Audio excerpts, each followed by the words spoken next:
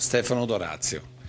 un mito che è crollato quando si è sposato perché era lo zitello d'Italia.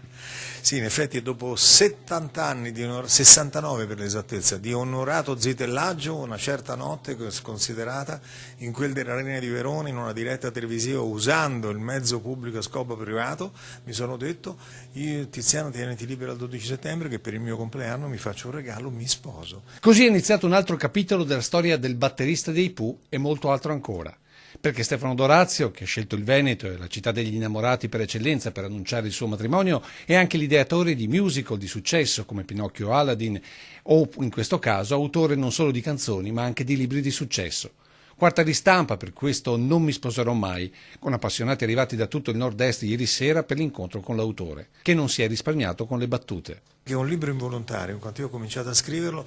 più per appuntarmi delle situazioni che venivano fuori, che erano paradossali, comiche se non altro, e quindi a un certo punto mi sono detto, dopo tutti questi appunti, di tutte queste sfighe, di tutto quello che viene fuori ogni volta che uno si va sposando, perché poi tra l'altro adesso sposarsi significa sapere le lingue, perché non c'è più una parola in italiano neanche se t'ammazzi, no? Che abbiamo dal catering al flower stylist, insomma praticamente non si riesce più e ognuna di queste cose ha un sottoprodotto, per cui io per riuscire a organizzare questo matrimonio sono stato in ballo poco, perché fortunatamente da metà giugno a metà settembre passavano soltanto 2 mesi, perché agosto in Italia è come non averlo, e io in quei 2 mesi ho visto di tutto di più. Tante al termine della presentazione le domande, inevitabile quella del possibile ritorno dei Pooh. Dopo che per tutta la vita avevo detto che non l'avrei fatto mai,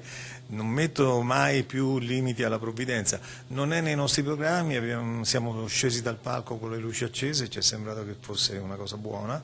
e quindi non mi viene in mente che potrebbe succedere di nuovo questo, ma come ti ripeto, sai,